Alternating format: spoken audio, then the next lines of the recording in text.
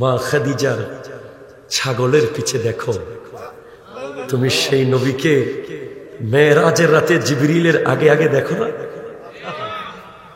তুমি সেই নবীকে মসজিদে আকসায় আম্বিয়ায়ে কেরামের ইমামতির মুসল্লায় দেখতে পাও না? একটা কথাই শুধু বলে যাব, নবীজির শানে এক বিন্দু আমি বললে, আমি যদি আমার মুখ দিয়ে কখনো নবীজির শানে শব্দ চয়নে বিন্দু পরিমাণ ভুল ত্রুটি দেখেন, বেয়াদবি দেখেন, আপনি যদি আমাকে সরাসরি না বলেন, শুধরে না দেন, আপনি আমার শত্রু। যদি আপনি আমাকে শুধরে দেন, আপনি আমার বন্ধু। আমার নবী বলছেন, বদরে তাদেরও মরে গেছে, আমাদেরও শহীদ হয়েছে, উহুদে তাদেরও হয়েছে, আমাদেরও ক্ষতি হয়েছে। সাহাবা খন্দকে এমন এক পরামর্শ দাও যেন কারো রক্ত না ঝরে। তখন হযরতে সালমান ফারসি রাদিয়াল্লাহু তাআলা পরামর্শ দিলেন, আমরা মাটি খনন করব। ও সুবহানাল্লাহ, হন্নাবাজ। কি খনন করব? আরবের মাটি তো আপনারা জানেন, এগুলো বোয়ালখালীর মাটি না, এগুলো পাথর, এগুলো মেশিন ভেঙে যাবে অনেক সময়। পাথর কাটার মেশিনও ভেঙে যেতে, বাঁকা হয়ে যেতে পারে, এত শক্ত। তখন সাহাবারা চিন্তা করলেন, এত কঠিন পাথর আমরা কিভাবে ভাঙবো? তখন আল্লাহ আয়াত নাজিল করে দিলেন, লাকাদ কানা লাকুম ফি রাসূলিল্লাহি উসওয়াতুন হাসানাহ। তোমাদের জন্য রাসূল পাকের কাছে আছে উত্তম নমুনা। হ্যাঁ, 4 লক্ষ স্কয়ার ফিট মাটি কাটতে বর্তমান সময়ে কত টাকা খরচ হতে পারে? আমি এক সরকারি আমলার কাছে জিজ্ঞেস করছিলাম, উনি বলছিলেন হিসেব কিতাব করে প্রায় 5 কোটি টাকা যেতে পারে। সিস্টেমে আর কি। আপনি তো এগুলো কামলার কথা বলছেন। হযরত সিদ্দিক আকবরের 1 মিনিটের মাটি কাটার দাম আপনি কয় টাকা দিয়ে দিবেন? হযরত ওমর ফারুক আজমের 2 মিনিটের মাটি কাটার দাম কত টাকা দিয়ে বেতন দিবেন? খুদ আমার নবী এক সাহাবা একটা পাথর কাটতে গিয়ে দেখে পাথর ভাঙতেছে না, বহু চেষ্টা করলেন, পরে আমার নবীর কাছে গেলেন, ইয়া রাসূলুল্লাহ, এই পাথর ভাঙতে পারছি না। আমার নবী নিজে পাথর ভাঙা কাটার যন্ত্র, কোদাল যা ছিল ওটা নিয়ে আমার নবী নিজে নেমে গেছেন। আপনি সেটার বিনিময়ে কয় টাকা দিয়ে দিবেন? তো প্রশ্ন, 6 দিনে 4 লক্ষ স্কয়ার ফিট পাথর কাটানো হয়েছে যেন 1 ফোঁটা রক্ত না পড়ে। তাদের হোক আর আমাদের হোক, আমার নবী তো শুধু মুসলমানের রহমত না, আমার নবী তো আলামিনের রহমত। আমার নবী চান নাই কারো রক্ত পড়ুক।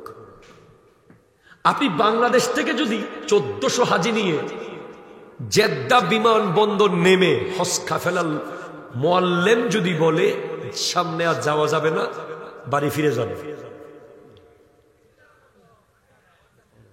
হাজিরা কি মুআল্লিমকে বাঁচতে দেবে?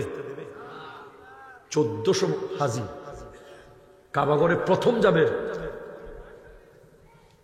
আমার নবীর সাহাবারা 1400 জন হুদায়বিয়ার প্রান্তরে ইহরামের কাপড় পরে পৌঁছে গেছে। একটু পরেই কাবাঘর দেখবে। সেই সময় সন্ধি হলো, সন্ধির সত্য হলো এবছর মুসলমানরা ফেরত যাবে। আপনি বলেন 1400 হাজি কেঁদে কেঁদে, সিদ্দিক আকবর তো কেঁদেছেন, ইয়া রাসূলুল্লাহ 6 বছর দেখি নাই কাবাঘরটা, শুধু একটু যাব, নিজের বাড়িতে ঢুকবো না, নিজের ব্যবসা প্রতিষ্ঠানে যাব না, কোন আত্মীয় স্বজনকে দেখবো না, একটু কাবা দেখে চলে আসতো। এমন জায়গা থেকে আমার নবী বলছেন, কোনো কথা না, চলো ফিরে যাই, আমি বিজয় দেখতে পাচ্ছি। কি শিখালেন উম্মতকে? চাঁদ দিয়ে না ভাই, কেমন উম্মতকে শিখালেন কি? 10,000 সাহাবা নিয়ে যখন মক্কা বিজয়ে মক্কার অভ্যন্তরে প্রবেশ করছেন, প্রত্যেকটা কাফেরের গর্দান ফেলে দেওয়ার ক্ষমতা আমার নবীর ছিল। প্রত্যেকের ঘর বাড়ি জ্বালিয়ে দেওয়ার ক্ষমতা আমার নবীর ছিল। কিন্তু আমার নবী, যারা নবীজিকে খেতে দেয় নাই, বসতে দেয় নাই, চলতে দেয় নাই, হাঁটতে দেয় নাই, ভাবতে দেয় নাই, বলতে দেয় নাই, তাদেরকে আমার নবী 1 মিনিটে মাফ করে দিয়েছেন। আপনি কি চরিত্র খুঁজবেন বলেন?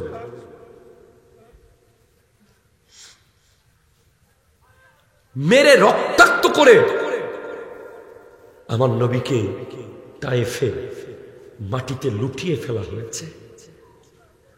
21 দিন আমার নবীজি তায়েফের গেটে দাঁড়িয়েছিলেন। 21 দিন ওরা গেট খুলতেছে না। সাহাবারা বলছেন, ইয়া রাসূলুল্লাহ, আর কত দাঁড়াবেন? না, তারা গেট খুলবে, আমি দাওয়াত দিয়ে যাব। তারা 21 দিন পরে গেট খুলেছে। পাগলা কুকুর আমার নবীর দিকে লেলিয়ে দিয়েছে, কিন্তু কুকুর তো চিনে, মানুষ চেনে না।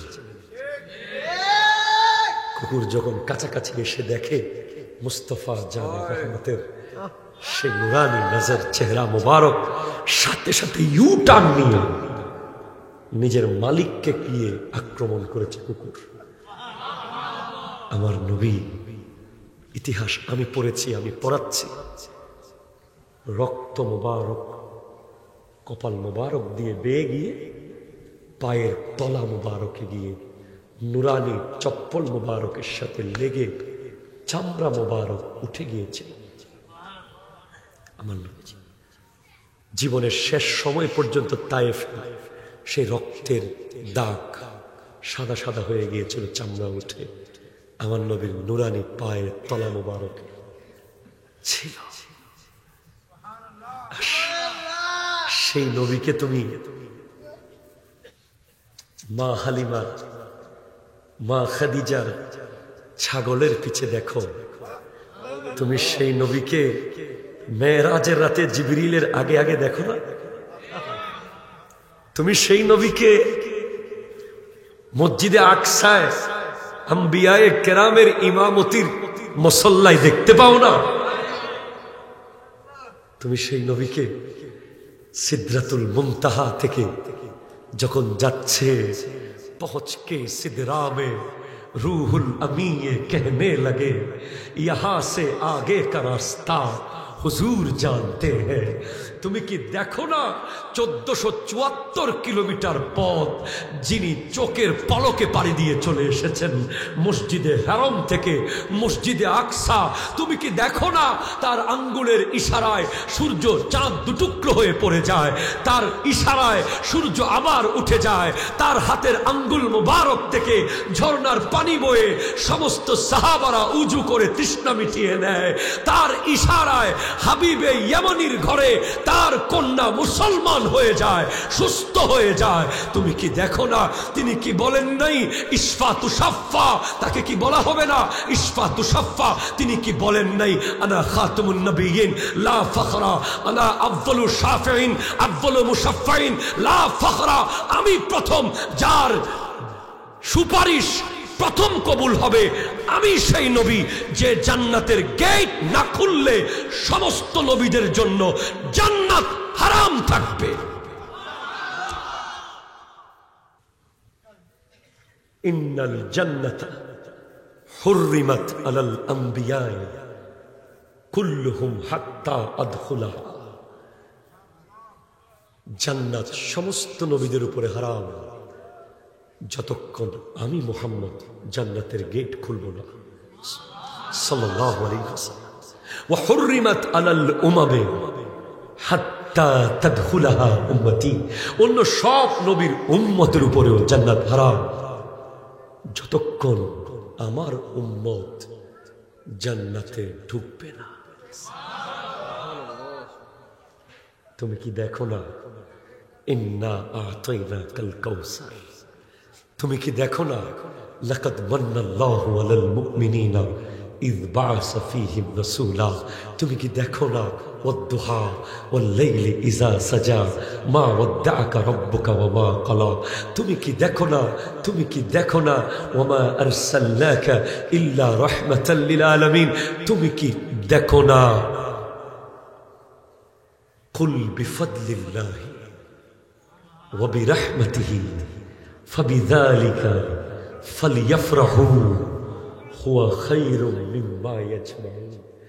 তুমি কি দেখো না, ইন্না আরসালনাকা শাহিদাও ওয়া মুবাশশিরাও ওয়া নাযীরা ওয়া দাঈয়ান ইলাল্লাহি বিইজনিহি ওয়া সিরাজাম মুনীরা।